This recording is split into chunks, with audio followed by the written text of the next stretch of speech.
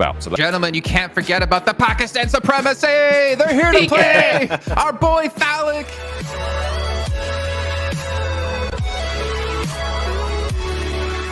अस्सलाम वालेकुम एवरीवन, जो पूरी उम्मीद है सब लोग जो है वो ठीक होंगे यार। Welcome to our new video.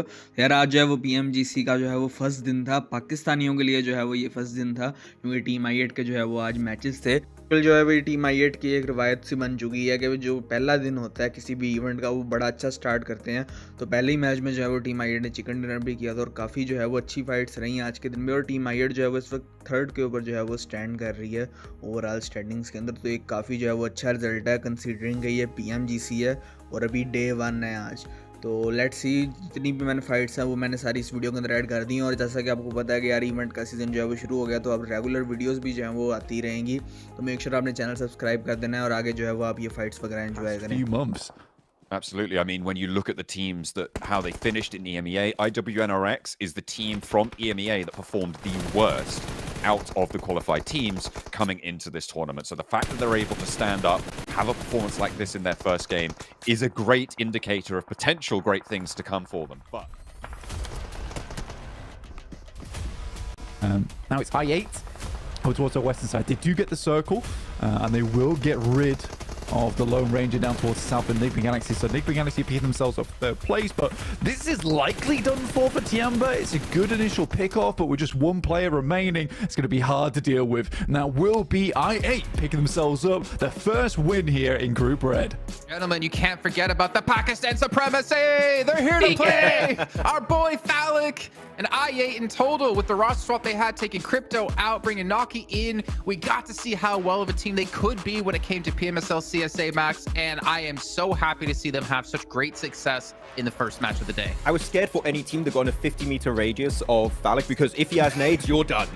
You're sitting right back to the lobby. That was clean. It was such a good play, because especially the thing that really set them up for success this game, Hot Troops in particular for I8, is quick rotates. They leave Hatim the moment they're done looting all of that area, get in the cars, go scouting north of boot camp for about like 30 seconds.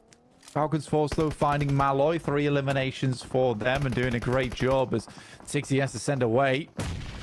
yeah, some third-party shots as well coming through from IHC on the south side of that fight. That's a pretty big nade as well coming through from IQ there. For ASI8, they've been down on their luck for a while now, but one more player to hold and it works. A 3-person hold and TJB cannot get rid of him. IQ has always been true to his name, really. He's a very smart player and he knows what needs to be done in those moments. Versus TJB, a 1v3 essentially. That's playing very much out on the edge in the out portions, but getting a lot of work done for it as Vengeance loses more and more players. This has been a great run from ISI8 so far. 7 eliminations, great read over towards IWNRX early on, and UZM is popping off this game. 5 elims now, up to 10 in a blink of an eye. ASI8 really laying down the law here in Group Red to open things up. 10 elims. They've already got a chicken dinner today. The chopping block for them. Should be Resable though, and it looks like ASI8, goodness me, ASI8 are going to be able to pick that one back up, but in comes the party bus, bringing the party to them. But immediately, it's curfew inactive. Virtus Pro trying to third party.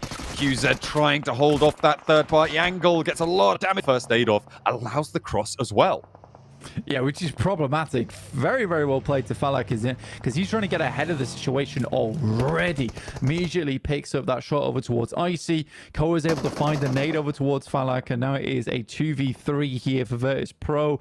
They're unable to get the confirm over towards Phallic either. I wonder if Koa's got any nades. Just about 2, but there's nade's pouring over towards his position already, and that nade will take him down from Noki. Only one player left remaining now, and a lot of people know his name, but not on the roster of Virtus Pro. It is Tixi. See if he can find these nades. This response, last player to go for Virtus Pro. Doesn't quite find that knock. Koa is going to get flushed away. That is stolen by IWNRX, which means another point over the bottom of the table. TJB were down towards the bottom of the table, and we're seeing the likes of Enigma Galaxy, who underwent some massive roster changes throughout this year, are currently leading the roster. Navi having some big changes. I8 even having big changes, as we have to talk about as well. Like this is such an exciting period, I think, in PUBG Mobile esports, and it's so also difficult to be an analyst as well, because if people ask you, oh, who do you think is going to win? You can't give them an answer that you're really confident of, because realistically, you're probably not going to be right.